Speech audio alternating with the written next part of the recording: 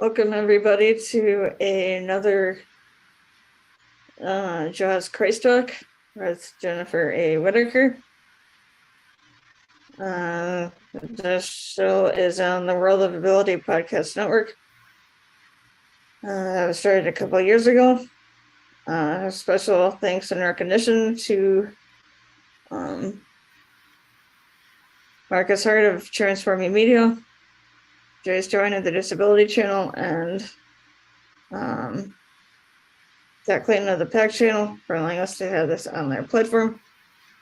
I encourage everybody to check out all of our social media pages and YouTube channel and like, comment, share, and so on. So I am going to pass it over to Jen to get us started.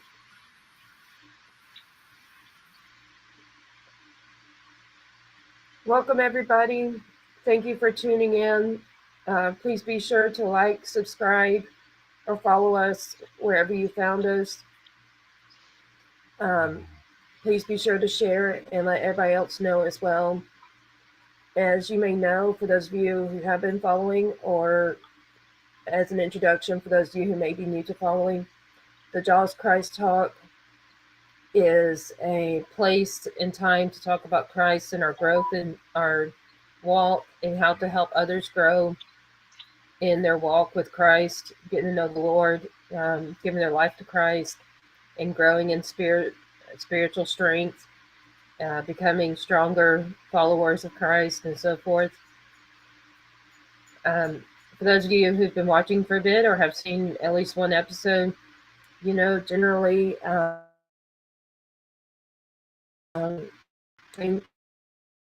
spokesperson for this one is John Tarr, and he seems to always have a lot of information for all of us. So let's start talking to him now, and we welcome everybody, and please be sure to share and tell all your friends. So John, I had something interesting happen. I don't know if I told you about this.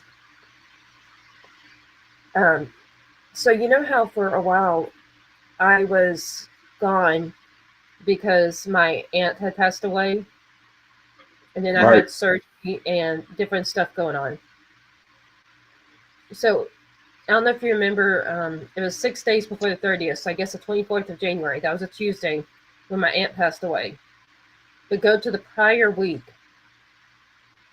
I was in the tub, just a normal sense of relaxation before we actually, you know, really get clean, right? We just went and relaxed in the hot water.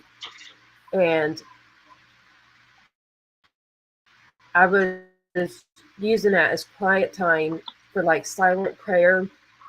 And I had meditation music on. So like I was meditating in the sense of listening to the Lord to speak. Never in my life until that one day have I ever actually seen God. But I saw when I was in this bathtub, so I promise you there was no human I couldn't have taken it to be. Not even myself, because I wasn't in front of a mirror, but there was this, I don't know if it was an angel or Jesus, but it was a man who appeared and told me to focus on God, to look up, focus on God. And I asked, I said, am I about to go through a hard time or something, Lord? I don't understand. He said, yes, but wait, look up, focus on me. I said, yes, Lord, I will focus on you and serve you and continue to work in obedience to you, doing whatever you want me to do in all areas of my life. Lord, I am yours. Follow. And then I just went on my bath, and I looked around. I'm like, I swear, I'm like, okay, so here's still the bubbles. Here's still my bar soap and all this, you know, my wall. My cat's the only other living being in this room. I'm like, did I really just experience that? That was my first time ever since being a Christian. And you know, I told you, I think I told you how my dad had said, you know, he was a pastor of a church. Continue to follow the Lord, and one day He will reveal Himself to you. One day you will see Him. I didn't think that's what my dad was talking about. I actually saw a man, and he was shining. It wasn't like you and me with just the white colors. This is like a shine, like glory or something. Have you experienced anything like that? You know, when it comes to things like that, not a lot of people have it happen to them. It's never Don't we just happened to me, but don't a we have to be very, situation. very strong in our faith before we reach that point? Like extremely dedicated and strong? I don't know. It's really up to God. My wife had a similar experience right after she became a Christian. She hasn't had it since then, but she had it. I'd say about a year after she became a Christian, What was her and I've response? never had it. What? I'll you know what I'll do is I'll get her on next week and explain hers, and you two can talk about your experiences and see what the similarities are. Um, Yeah. God comes to people in really unique ways, and He always has. If you go through the Old Testament, the burning bush, and but other things too. He's come. He sent angels. He sent Himself. It's amazing. If there's a message that has to get out to an individual or groups of people, He will find a way of getting it out. I also heard a story about some of our military in Afghanistan had a lot of the tribesmen that lived up in the mountain country would come down to the American soldiers and tell them, I had this dream about Jesus Christ coming to me. And these were individuals, tribesmen that didn't even know what Christianity was really. They were Muslim. And they wanted to know more about this Jesus Christ. So here he came in dreams to people that had no idea who I was. And you can go through and there's stories of that happening all the time. God finds a way. If there's a message that you need to have personally or with a bigger groups, He will come to you like that. I believe that wholeheartedly. Um, You know why I think you know, he felt he had to come to me? I guess maybe with him it's not a feeling, but it's a knowledge. yeah, it could be. For me, that reason was was the fact that my aunt died less than a week later. And so he probably, instead of wanting me to focus on the loss and the grieving of her gone, he probably wanted me to focus on looking up and seeing the God who provided that aunt and carried her through enough to be 78.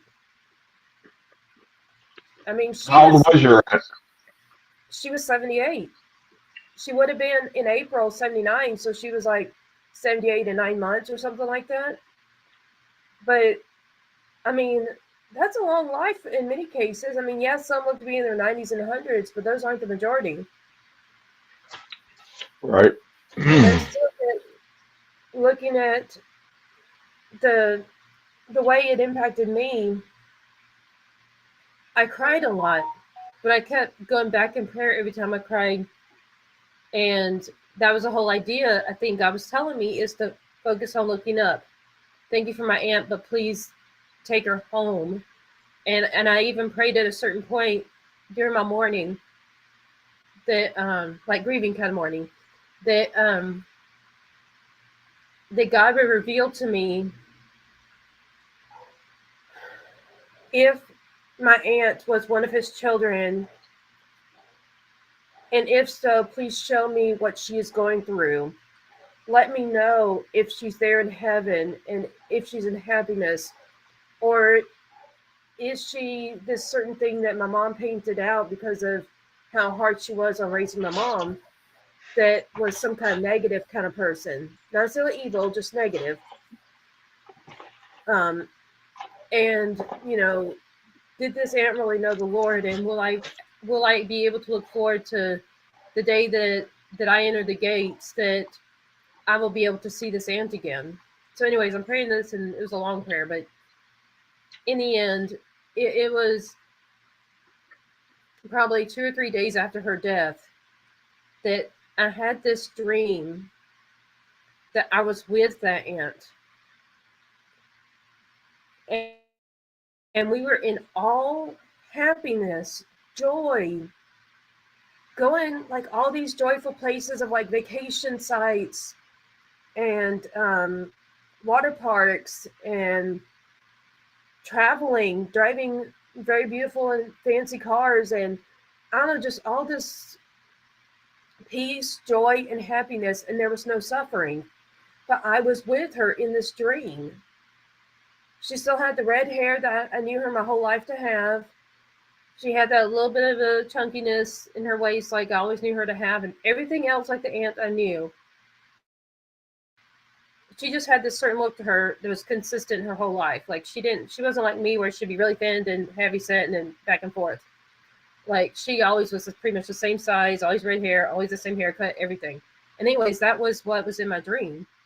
Only we were in this beautiful place having all this fun in such riches. Like I said, the cars were expensive cars, but not any that I know to exist in this world.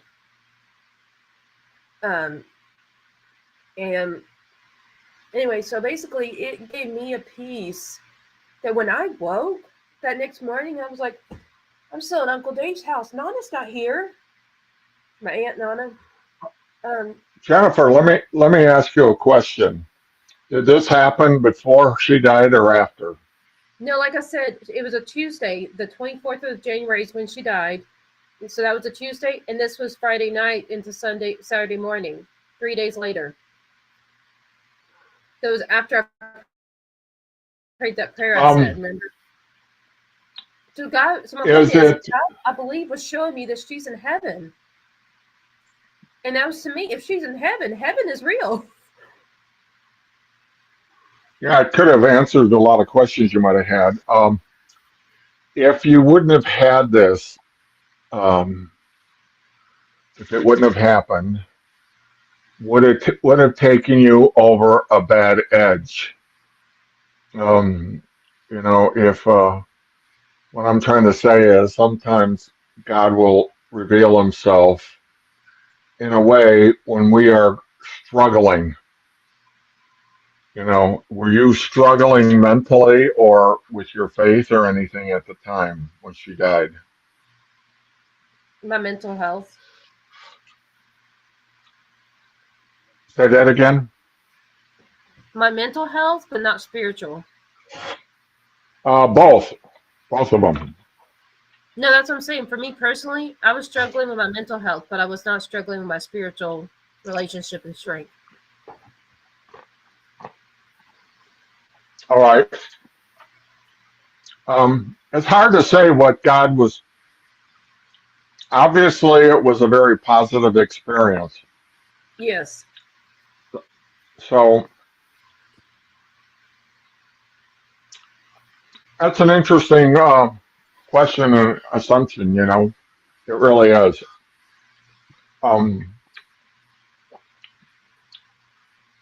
God.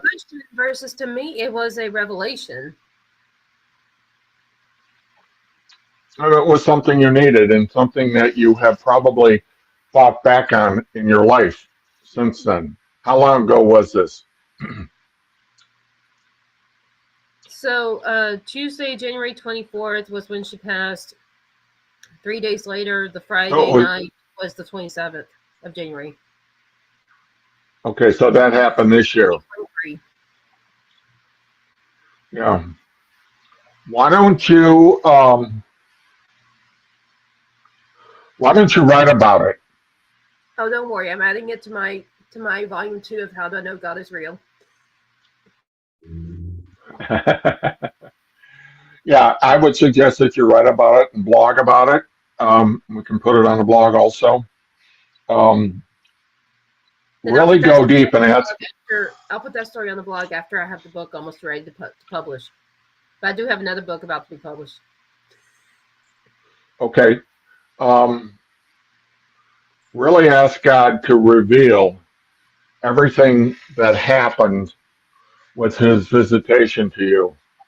Um, and even things that you can't remember, have Him bring it up to your thought process so you can analyze it and then write about it. You mean like when I'm ready to write about it, to pray that God will reveal so that He can guide my hand for it to say what He wants it to say?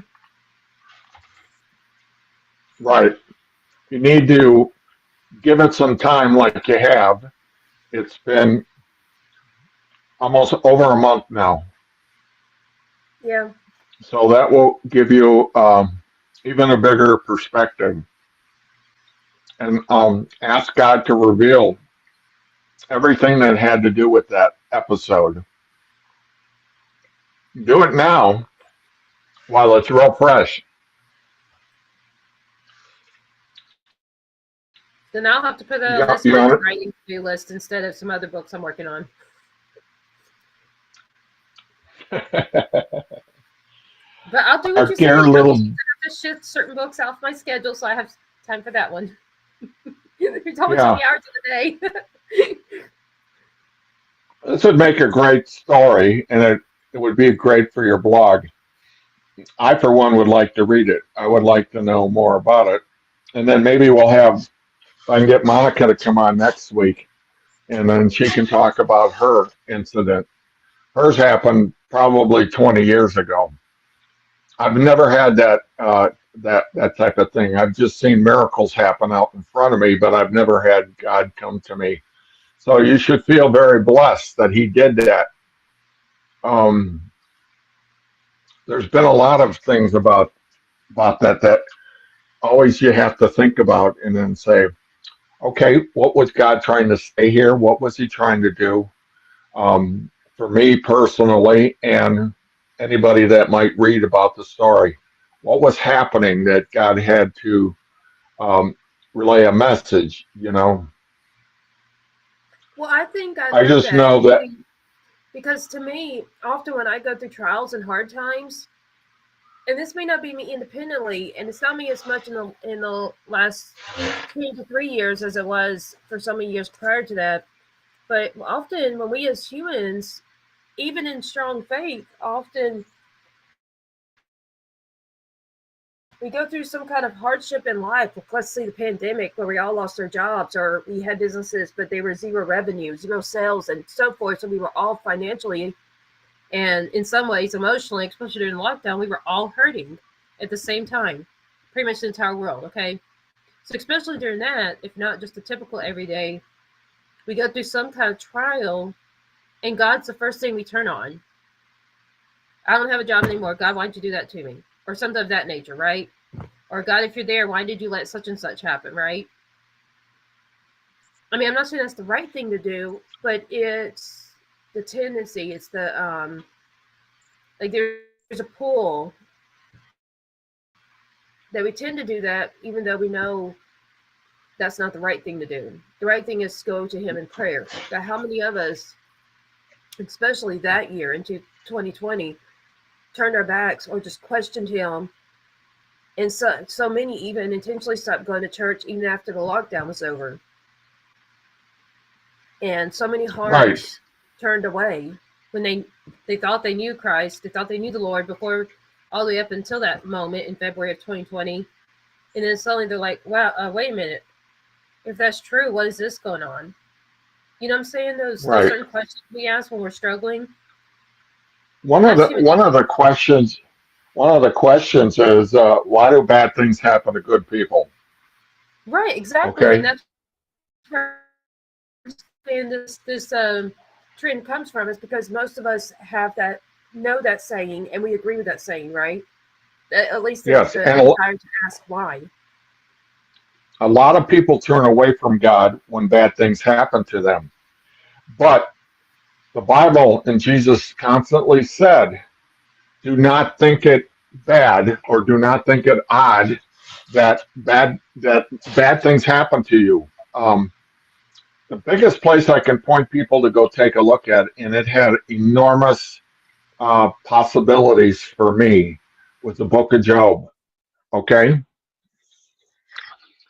Most Christians do not understand the book of Job. And it will answer so many questions on why God allows things to happen to us. The Bible also talks about it will rain on the just and the unjust. Okay, so it's going to rain, but there is a lot of things that occur in what we consider bad, but that's not what God considers. He doesn't consider it bad. In the end, good things will come out of it.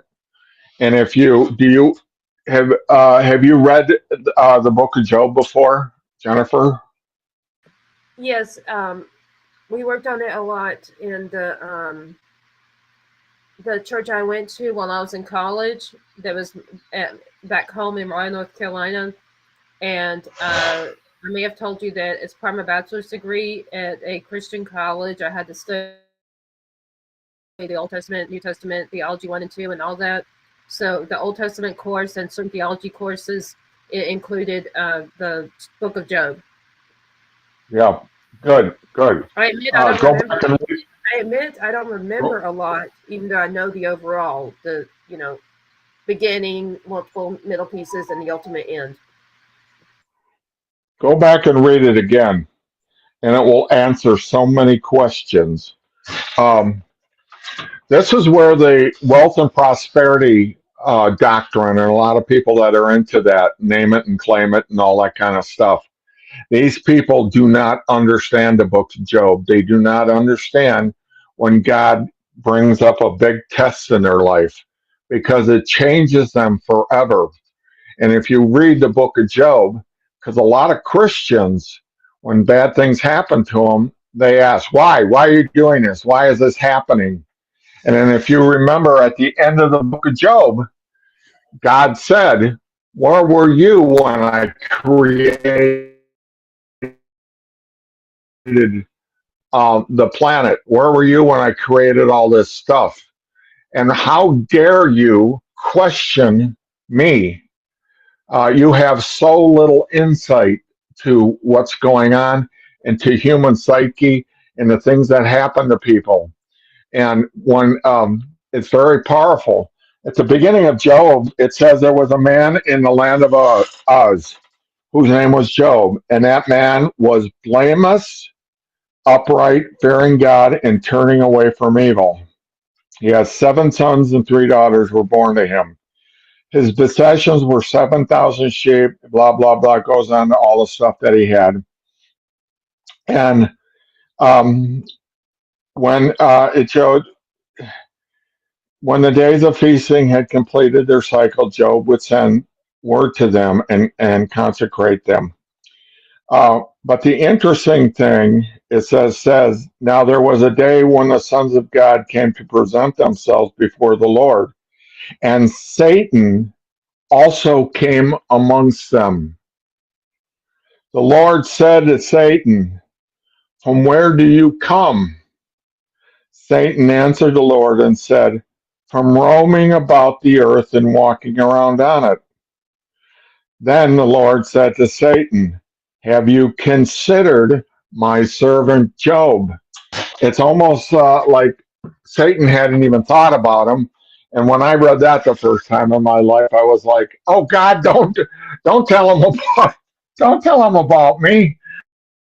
Don't bring him to his thought process." See, and But that's as what soon I as he found out did, too, is that basically God was asking him to have an impact, and all Satan will do is evil. That's what I perceived it as well. So I'm thinking, right. what's so encouraging about that particular book? that God then asks someone who's doing well and comfortable and staying holy and dedicated to the Lord, all these things that he's doing right, that God just says, hey, Satan, why don't you come on him? Right. But you got to understand, God was reminding Satan that there was this individual. And obviously, and the thing that we have to think about and remember is nothing happens to us personally unless it comes before God first. That will kind of twist you up into little things because you want to think God has got nothing but good for us. And in a roundabout way, when he does this test or when he brings before these things, it's for your own good in the long run. I know with my hip and all the things I went through with my hip, and even now today, when I read parts of Job and I read about and some of the things that happen that are bad to me. Friday, my wife got in a really bad car accident. She was T-boned. And right now, she's having a hard time walking because she doesn't know for sure if she has broken bones or if it's just pulled ligaments in there. And she's having a hard time getting around. But so we talked about. Can we pause to What? pray for Monica? Sure, but hold on. Let me finish the story here. Okay. So her and I talked about what is the message? What is it that God is having you to try to understand? What is it that He's trying for me to understand? I know God told Satan about me and my hip. I know my strength in God changed drastically. Um, I had to try to understand what this was, what this predicament that I had gotten into, and I'll probably have to live with the rest of my life. One of the things is that I think God used it to make me more other people that are having problems in the world. I really didn't care before. And now, one of the things that happens to me is I kind of gravitate to other people that have disabilities because I talk to them like in your case, disability. Um, what is that all about, and how does that? And it makes me care about those people. Um, yeah, and let's pray for Monica too. One of the things too is when you're in a lot of pain, you lose your temper. Okay, and Monica and I have been talking about that, and since I've been in so much pain sometimes with my hip. I lose my temper sometimes, and I say things that I Anger really or irritability? irritability. Because when you have like a constant pain or something, you really do lose patience, and you angry and you say stuff that you really don't mean until you can relieve that pain to some degree. So there's that. So it's really different for every person out there. And That's if why I you was read wondering through, because I have constant pain. Like ever since I busted my head in high school, I've always had neck pain. That's permanent. That's why I constantly do these different movements with my neck, try to stretch them and relieve it. And that's why I do this stuff. I have permanent pain in my neck where two discs actually when they're stressed they pull together and they pinch the nerve, and if it gets pinched enough, I'll lose use of both arms. And that's what stress does to me. That's one of the reasons I'm considered disabled. That's also why I am always in pain. And then there's a similar where it something related to a job I did, the only full-time job I've ever been able to hold, and I only was able to hold it for 3 months before being fired. But I had to lift something heavy, and I was extremely obese. Like I'm talking about my same height, 5'6", but something like 290 pounds. Okay, now I'm okay, only like 150, so that's pretty much double what I am now. And I had to lift up something that was probably 70 pounds that I was not in shape to do. So I broke a disc and a joint on my back that has never been able to be repaired because the certain type of break was, I could rebuild the muscles, but my actual spine also broke too. So instead of getting these different rods or whatever put in, I was put through physical therapy to start off, where I'd have to just lay down, and the therapist would have me do exercises I could do while my back was laying down on some kind of floor or bed or something. And just basically they had me build up the muscles in my back, but I still have permanent back pain. And that's what I was asking. You know what I'm saying? So I've had injuries like that, that are also reasons I'm disabled, but it was caused by a job or other things, or a different disability, like in my neck being caused by my seizures, and this in the head trauma that was caused, and a lot of other injuries. So for me, I'm always in pain, but I don't feel that I'm always moody. Now I have a zero tolerance for stress, and that's when I can get what you've seen me on some meetings with you. Okay. I have zero tolerance for stress. That's one of the reasons I'm considered disabled.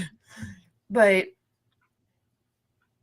unless I get that kind of stress, otherwise I don't see myself as always being irritable. So Yeah, sometimes I am, if my pain tolerance, and if I get into a position that it's just nonstop throbbing, and I got to go sit on a recliner chair and stretch out, takes about 5 minutes for it to subside. Um, when that happens to you a lot, it also makes you irritable, but also it makes you exhausted too. Some I know that. pain can,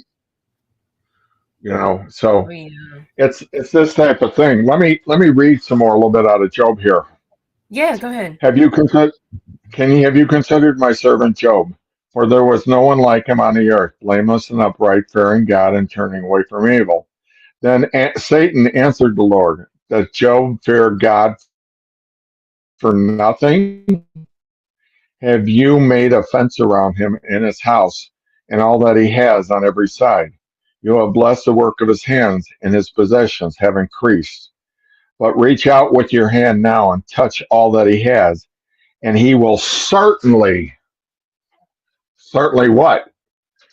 He will certainly, all that he has, he will certainly curse you. Okay? You to your face. Then the Lord said to Satan, behold, all that he has is in your power.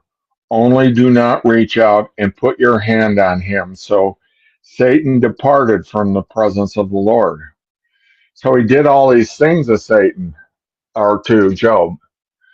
And as we know, Job was blameless.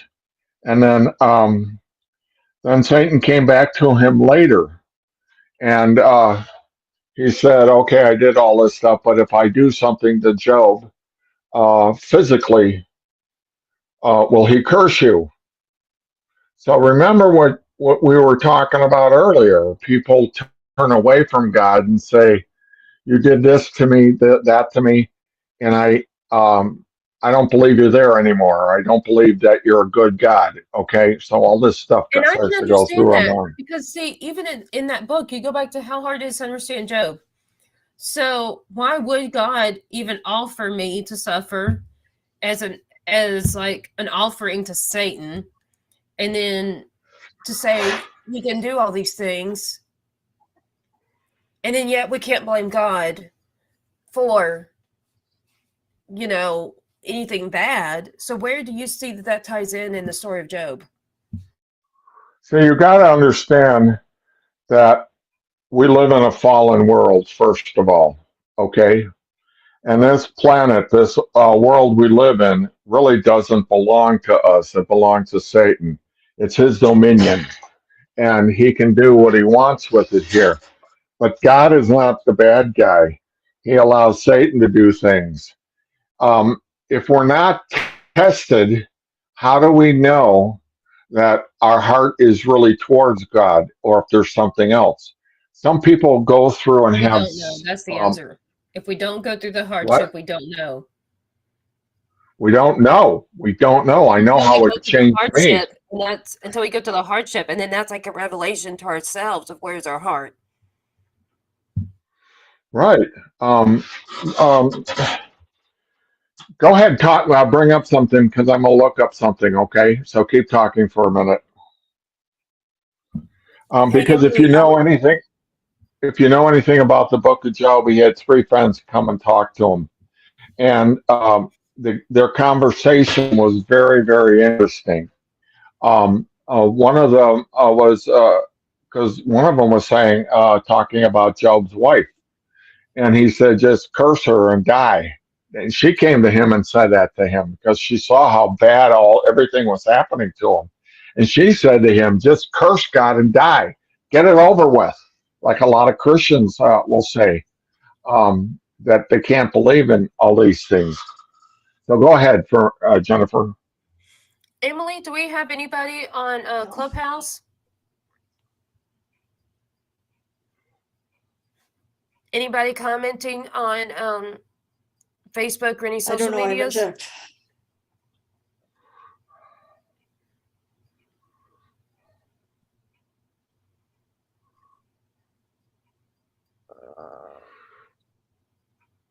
Hey, Jennifer, on Yes. Job 2:9, it says, "Then his wife said to him, 'Do you still hold firm your integrity?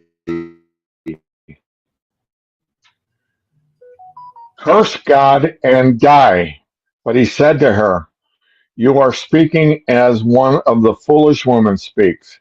Shall we actually accept the good from God, but not accept the adversity?' Despite all of this, Job did not sin with his lips." Think about that. Think about what just occurred there. Now, when Job's three friends heard about all this adversity that had come upon him, they came, and each one from his own place. And they made an appointment together to come and sympathize with him and comfort him. When they looked from a distance and did not recognize him, they raised their voices and wept. And each one of them tore his robe, and they threw dust over their heads towards the sky. Then they sat down on the ground with him for 7 days and 7 nights.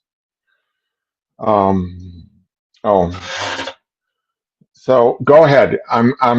I just lost my place here, and I gotta track it down again. Have you found anybody want to comment or anything on any of our social medias, Emily? Nay. Okay.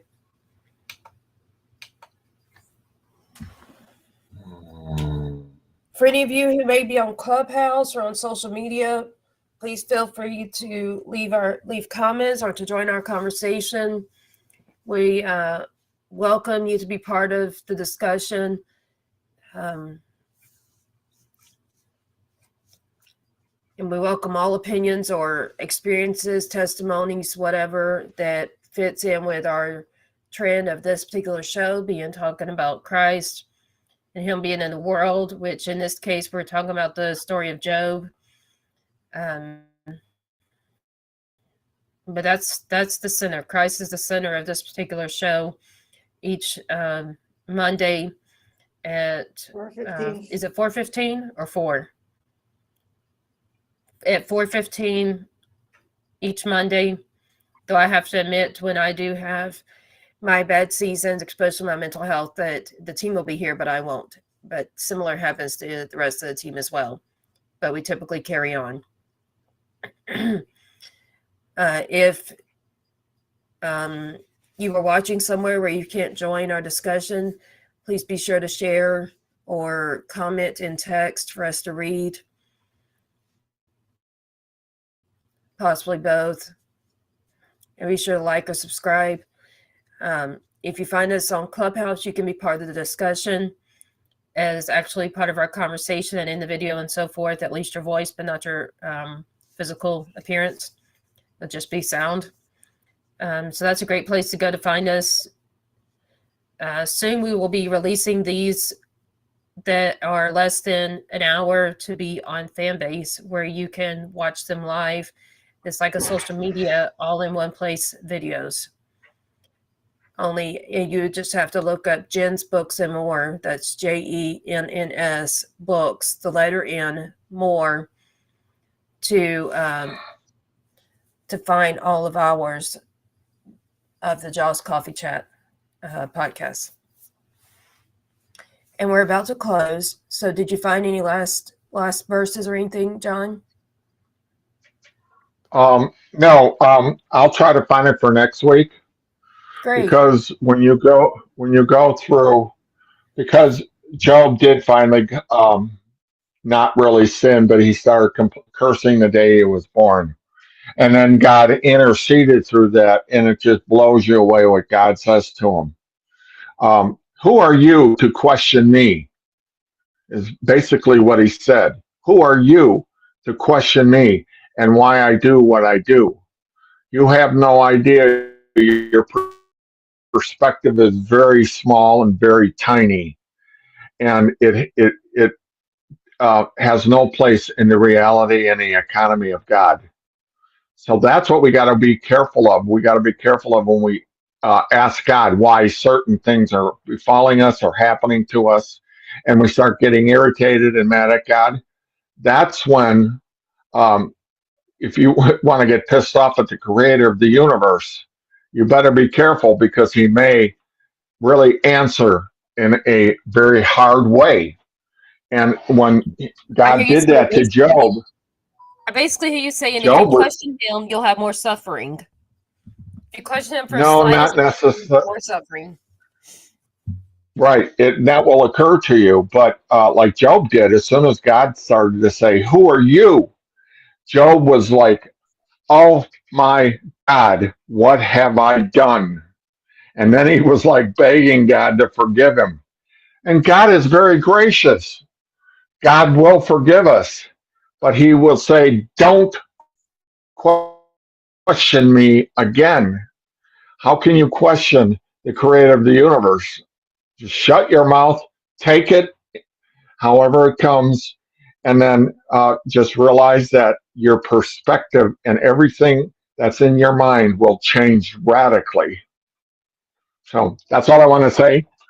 Well, what I would like to close as the guidance for listeners is, if you are in one of these bad seasons, the one thing I have found that works for me is, like John said, it's not asking why, it's not getting angry at God or anything like that. What I have found to work is saying, Lord, show me what you want me to see in this. Help me understand what you're trying to tell me or show me, so that I may follow your guidance and your will for my life, and learn whatever it is you're trying to teach me through this suffering, whatever is that hard season in each of our lives, which is different for each of us at different times. But that's the prayer I have found that worked, for God to reveal what he was trying to show me, and whatever was the reason, like a lesson or something that he was hoping to improve my faith or improve my trust in him, or something else in some way related to my relationship or my decisions in work, life, personal life, relationships, friends, social life, whatever. But whatever these decisions are, that he wanted me to make some kind of decision or turn away from a different kind that was part of his will. So either way, God revealed to me what he wanted, and I saw that the suffering ended quicker when I obeyed him. But first, just requesting what he's wanting you to do or see. Any announcements? Emily, over to you. Oh, hold on a second. I got two things. Can we pray for Monica? Okay. Yes, let's do that. Ready? Let's go. Would you do the prayer for us, Jennifer? Sure.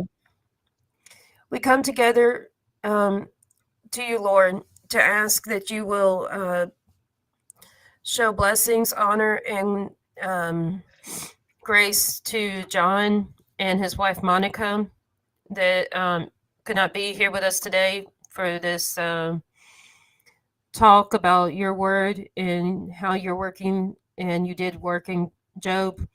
And we ask that whatever this is that is why she's in this hardship with the wreck and her injury, that you will heal her spirit, mind, soul, and in all ways in accordance to your will, in a way that will bring you glory, but will also make her obey whatever this is you're trying to show her. So please start by showing her this message. What is it you want her to do or to not do, or some decision you want her to make, and which direction you want her to go? Or possibly this may be something that's uniform between, or unison between, John and Monica. But we ask either way, Lord, you will reveal what this is that is the reason she's going through this hardship, that's in some ways also a hardship for John.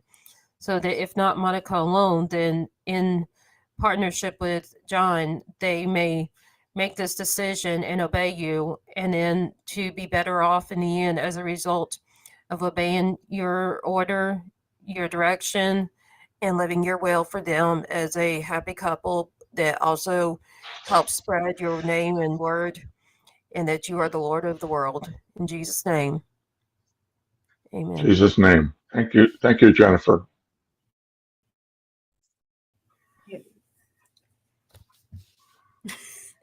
I get tearful sometimes, I cry. Hey, think about this for 1 second. Knowing the sinfulness of man, if bad things do not happen to us, we will not need God. When things are going along really great and we have a lot of money, and that's why a lot of rich people have a hard time connecting to God, is because they are God themselves and they don't need Him. So, bad things, I hate to say it, but bad things have to happen to us for us to reach out to God. If it doesn't, human beings have a tendency not to look to God for anything. Well, let's end Okay, on Emily, it's all. let's What? end on that. Any Turn to Emily announcements? for announcements. We're trying to keep this less than an hour. Okay, go ahead, Emily. Any announcements, anybody?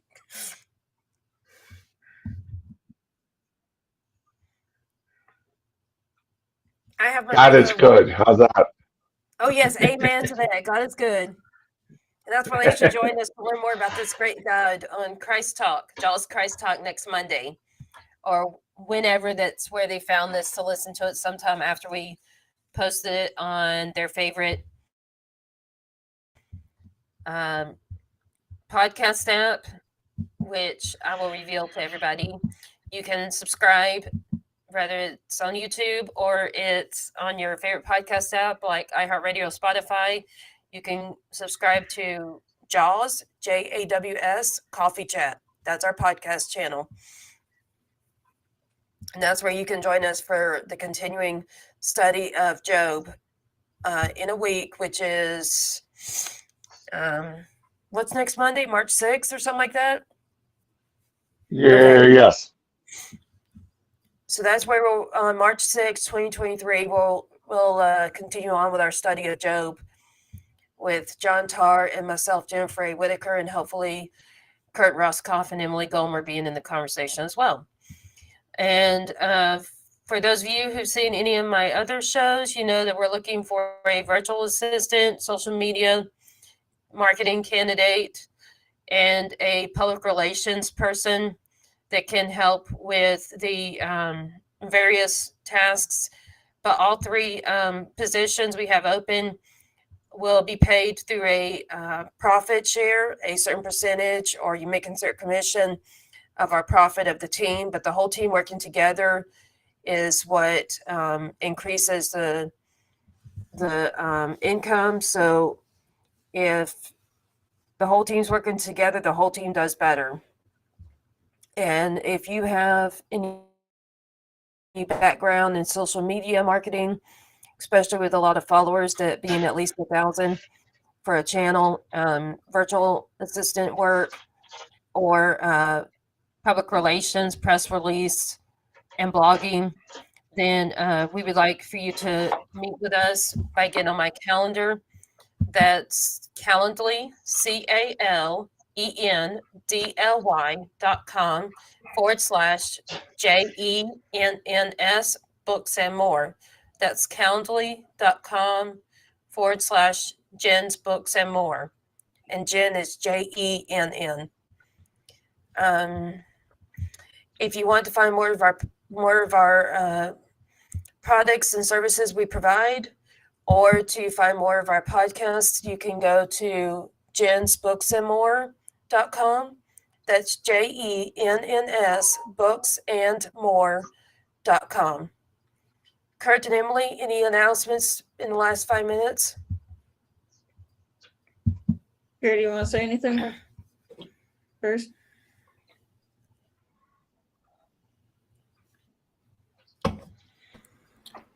Well, Hey, see you next week.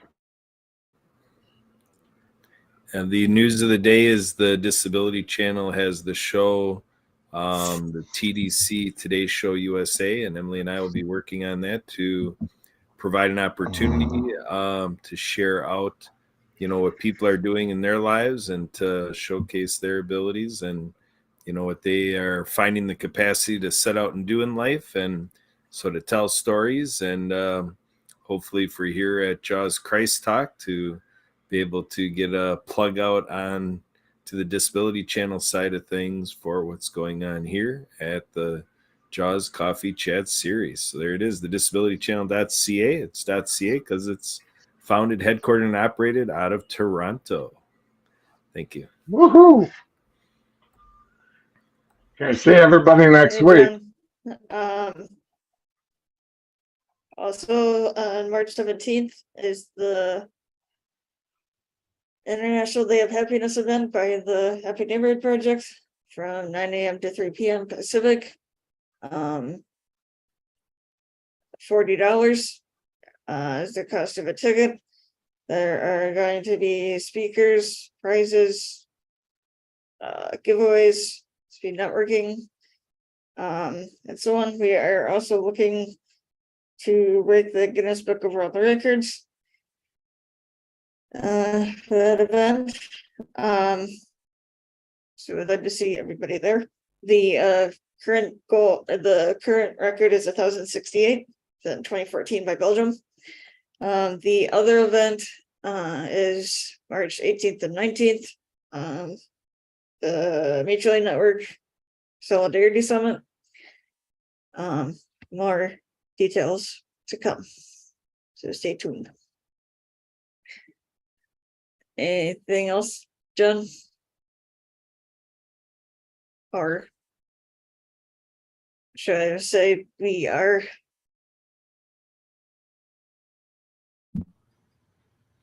Well, just lastly, anybody who's watching or listening, if you would like to be on our podcast or meet with us, or even try to find other podcasts we have, ready to listen or want to join, or you want to find our website, etc., any information you want, go to linktr.ee/Jaws Coffee Chat. linktr.ee/JAWS Coffee Chat. And then now you can go on with the closing. For anyone who has any questions, comments, concerns, looking to get on the show, can contact us at jawscoffeechat@gmail.com. That is jawscoffeechat@gmail.com. Again, just a reminder about checking out our Jaws Coffee Chat social media, YouTube, LinkedIn, Facebook, and so on. And subscribe, share, comment, and so on. Again, thanks to Kurt, John, and whoever else joined us today or tuned in. And Marcus Hart, Jay Stoyan, and Clayton for allowing us to have this on their platform. So to see everybody back here next Monday. And on behalf of myself, John, Garrett, and the rest of the World of Ability Podcast Network. Wish everybody a safe and productive week and to stay happy.